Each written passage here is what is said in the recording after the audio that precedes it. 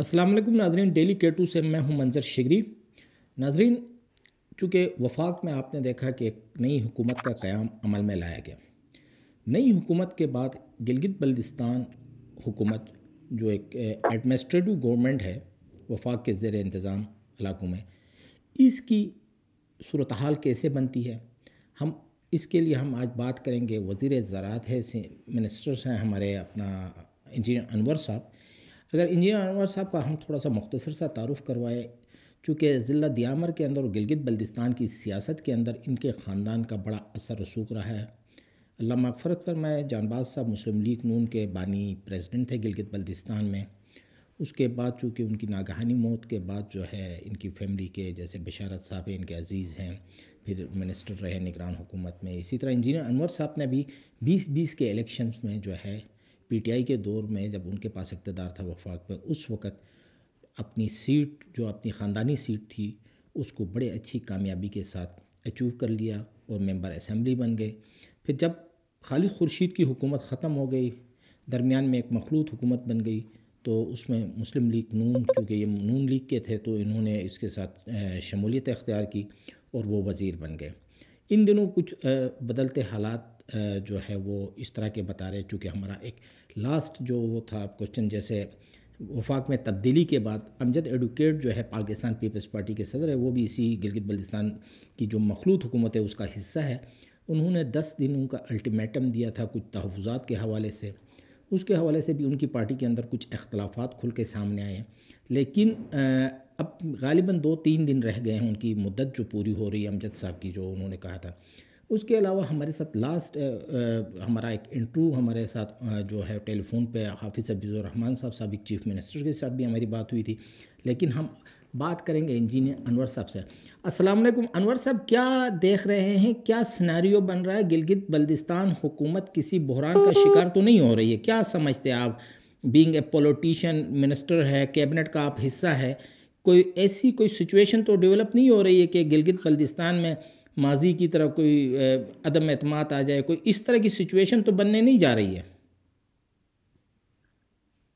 بسم اللہ الرحمن الرحیم۔ شگری صاحب، شکریہ آپ کا کہ آپ نے لائن پہ لیا اور ہمارے موقف جو ہے وہ عوام تک پہنچانے میں آپ انشاءاللہ پہنچائیں گے۔ تو یہ یہاں پہ اس وقت ابھی حکومت بنی ہے، ہم تو ایک وہ پارٹی کے ہیں، تو پارٹی جو ہے پھر وفاقی جو پارٹی ہوتی ہے اس کے پابند ہے، وہ پالیسی کے ہم پابند ہیں۔ یہاں پہ جو بھی پالیسی جو وفاقی پارٹی ہمیں دے گی ہم اس حساب سے چلیں گے۔ باقی انڈیپینڈنٹ فیصلے تو جو پارٹیوں میں ہے وہ تو انڈیپینڈنٹ فیصلے تو نہیں کر سکتے، جس طرح ہمیں جو ہے یہاں سے گائیڈ لائن ملیں گے اسی کے حساب سے ہم آگے چلیں گے۔ مطلب کیا امید رکھتے ہیں؟ کیونکہ جو حاجی گلبر صاحب کی حکومت کا آپ حصہ ہے، یہیں میرے خیال میں مینٹین رہے گی، کیونکہ آپ بڑے ایکسپرٹ ہیں سیاست میں، تو کیا سمجھتے ہیں یہی حکومت مینٹین رہے گی؟ کیونکہ اکثریت تو ویسے بھی نہ مسلم لیگ نون کے پاس ہے ہاؤس کے اندر، نہ ہی آپ کی پیپلز پارٹی کے پاس ہے۔ وہاں پہ تو پی ٹی آئی ہی 2 گروپوں میں تقسیم ہے، ہم خیال گروپ اور اپنا کیا کہتے ہیں فارورڈ بلاک کے نام سے۔ تو یہی حکومت کیا آپ بہتر سمجھتے ہیں کہ اسی حکومت کو چلنا چاہیے؟ کیونکہ 1.5 سال کے تو تقریباً پیریڈ رہتا ہے ہمارا، تقریباً 1.25 سال کا اتنا پیریڈ رہتا ہے۔ یہ تو ابھی ادھر حالات پہ ڈیپینڈ کرتا ہے، یہاں پہ حالات کیا بنتے ہیں، کیا یہ مطلب پیپل پارٹی کی یہاں پہ یہ وفاق میں کیا پالیسی ہوتی ہے، مسلم لیگ نون کی کیا پالیسی ہوتی ہے، پھر اس کے حساب سے یہاں پہ ہم دونوں پارٹیاں جو ہے وہ مطلب الائی بھی ہیں۔ تو جی بھی میں بھی مطلب ہم لوگ پہلے الائی رہے ہیں، تو ہم لوگوں نے ووٹ کیا ہے، ووٹ کر کے گلبر صاحب کو لایا ہے۔ تو ابھی جو ہے یہاں پر جو پالیسی وفاق ہمیں جو پالیسی دے گی اس کے مطابق جو ہے، اگر وفاق نے مطلب اسی حکومت کو کنٹینیو کرنا ہو گیا تو ہم مطلب اسی حساب سے بالکل اپنے وہ پارٹی پالیسی کے پابند ہیں، چلیں گے۔ اگر انہوں نے کوئی اور آپشن جو ہے اس کا پتہ نہیں چلتا ہے کہ مطلب کوئی آپشن دے دیں گے، کیا کریں گے۔ ابھی یہ 9 کے بعد جو ہے یہ صدارتی الیکشن کے بعد یہ سسٹم جو ہے واضح ہو جائے گا کہ سسٹم کس طرف جا رہا ہے۔ یہ رمضان یا ہو سکتا رمضان کے بعد میرے خیال میں کوئی جو ہے وہ ہوگا. فی الحال جو ہے قبل از وقت ہے. پہلے ہی ملک کی سیاسی حالات کافی گرم گرم ہے. بہتر ہے کہ رمضان میں لوگ سکون سے رہے, رمضان کے بعد ہی تبدیلی آ جائے, جو بھی چیزیں ہوتی ہے وہ اس وقت ہو جائے تو یہ بڑا مناسب ہوگا. لیکن انور صاحب, آپ کو یہ اندازہ ہے کہ حافظ الرحمان صاحب نے بھی پچھلے لاسٹ میرے ساتھ اسی طرح کے ایک انٹرویو میں بڑے خدشات کا اظہار کیا تھا گلبر صاحب کی حکومت پہ, اور اس نے یہی کہا تھا کہ ابھی مارچ کے مہینے میں گلگت میں جو ہے سابق وزیر اعلیٰ نے یہ کہا تھا کہ گلگت میں ہم اپنی پارٹی کا اجلاس بنا کے بلا کر جو ہے اپنے جو ہمارے تحفظات ہیں ہم اس سے آگاہ کریں گے. ان کے کیا تحفظات ہیں؟ کوئی امجد صاحب نے جیسے بیان دیا تھا کہ کوئی ہمارا ایگریمنٹ ہوا, ان کا بھی کوئی ایگریمنٹ تو نہیں ہوا تھا. یہ ہم مرکز کے پابند ہیں, یہ حفیظ کے ہم پابند نہیں ہیں. حفیظ جو ہے وہاں پر پارٹی کی یہ پہلے بھی یہ کوئی مطلب اس کے ساتھ کسی قسم کا ایگریمنٹ نہیں ہوا ہے. غلام محمد صاحب سے بھی آپ وہ پوچھ سکتے ہیں, اس سے بھی آپ کنفرمیشن لے لیں. نہ غلام محمد صاحب جو ہے میں اور ہیلو انور صاحب آواز آ رہی ہے؟ جی انور صاحب, ہیلو انور صاحب, ہیلو انور صاحب. جی جی آواز آ رہی ہے, آپ کی آواز آ رہی ہے بھائی جان, آواز آ رہی ہے جی. اب بلکہ مجھے جہاں تک یاد پڑتا ہے جو حافظ حفیظ الرحمان نے پارلیمانی پارٹی کو یہ اختیار دیا تھا, آپ لوگ جو اس میں آپ غلام محمد صاحب تھے, آپ تھے, آپ کے جو بھی ممبران اسمبلی تھے, کہ آپ جو فیصلہ کریں گے گلبر صاحب کی حکومت کے ساتھ رہنا ہے الگ رہنا, تو فیصلہ تو آپ لوگوں نے کیا تھا کہ حافظ الرحمان صاحب نے کیا تھا. فیصلہ جو ہے وفاق حفیظ الرحمان نے کہا کہ وفاق نے یہ فیصلہ کیا ہے کہ بس پیپل پارٹی اور نون نے ادھر مطلب گلبر کو ووٹ کرنا ہے. ہمیں اس نے کہا ہے, ہمیں جو ہے کسی نے وفاق سے کوئی کال نہیں آئی ہے, نہ کسی نے ہمیں ادھر وہ کمیٹی نے بلایا ہے کہ ہم کمیٹی ہیں, ہم وہاں پہ حکومت جو ہے بنا رہے ہیں اور آپ نے ادھر ووٹ کرنا ہے کہ ایسا کچھ بھی نہیں ہوا ہے. یہاں پہ وفاق سے مجھے کال آیا ہے, مطلب وزیر اعظم سیکریٹریٹ سے کال آئی ہے کہ ہم نے اس کا سپورٹ کرنا ہے کہا ہے, تو ہم لوگوں نے کہا ٹھیک ہے وفاق کہ ہم پابند ہیں. تو شہباز شریف مطلب حفیظ الرحمان صاحب نے یہ کہا کہ وزیر اعظم پاکستان سے کال آیا ہے, کال آئی ہے کہ آپ نے گلبر صاحب کے ساتھ دینا, اس کے حکومت کا حصہ بننا ہے, یہ انہوں نے کہہ دیا. تو آج کیوں حفیظ الرحمان ناراض ہو رہے ہیں, کیا ہے وجوہات, کیا ہے؟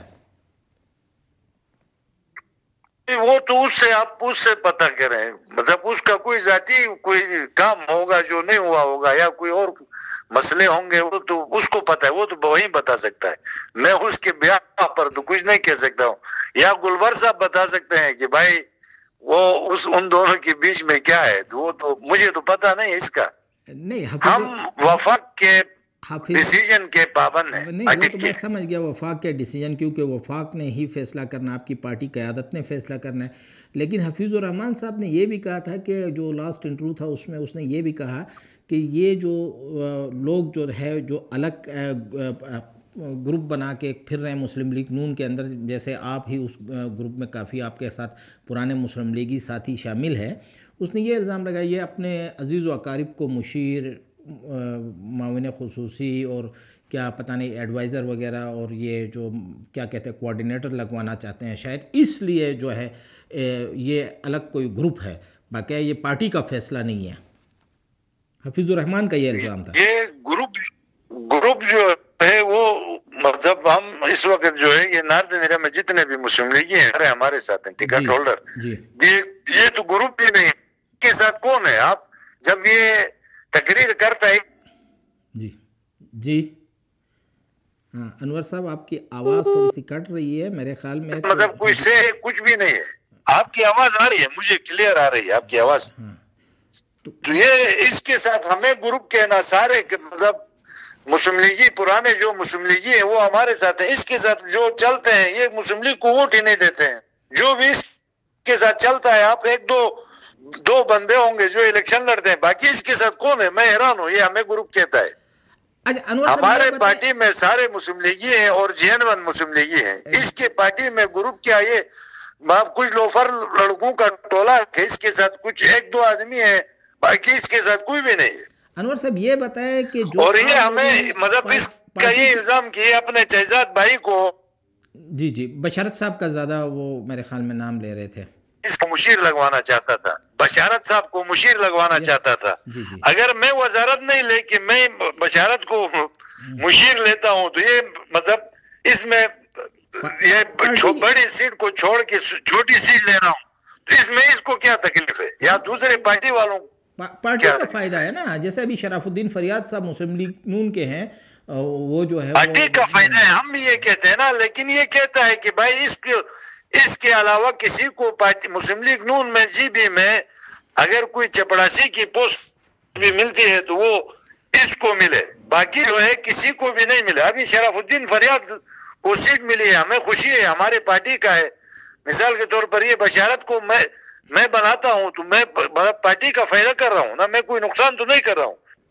یا اوپر یاسر تابان ہے، اگر یاسر تابان کو مل گیا تو اس کو کیا تکلیف ہے؟ اس کو فائدہ نہیں ہے۔ یاسر تابان کے والد کی بھی تو پارٹی کے لیے بہت کوئی سیٹ مل گیا تو فائدہ کس کو ہے؟ مسلم لیگ کو ہے۔